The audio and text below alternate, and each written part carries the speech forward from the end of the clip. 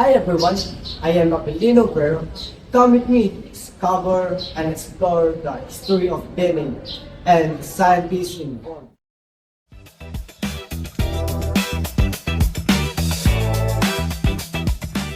What is DNA?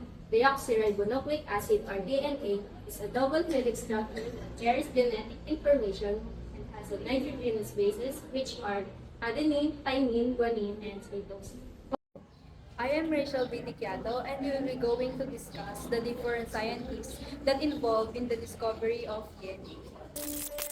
Several researchers over many years discovered that in the nucleus of our cells there was a substance called DNA, which James Watson and Francis Crick thought that maybe the answer was in the structure of DNA. And they were trying to solve this four-pieced puzzle that was driving all the scientific community crazy. They had two clues. The first one was a discovery made by Erwin Chargaff, who found that in all organisms he tested, the relative amounts of adenine and thymine were equal.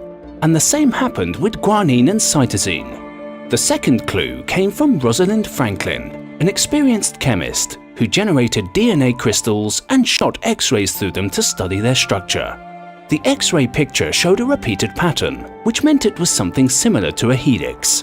Watson and Crick tried all the different possible unions between A and T and G and C, and one was perfect.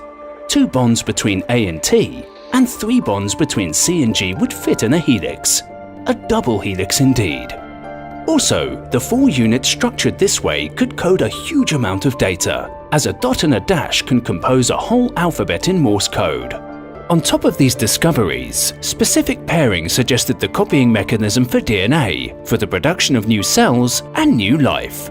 10 years after the celebration in the pub, Watson, Crick and Maurice Wilkins, the boss of Franklin, received the Nobel Prize for this discovery, and the DNA revolution spread across every biology laboratory in the world.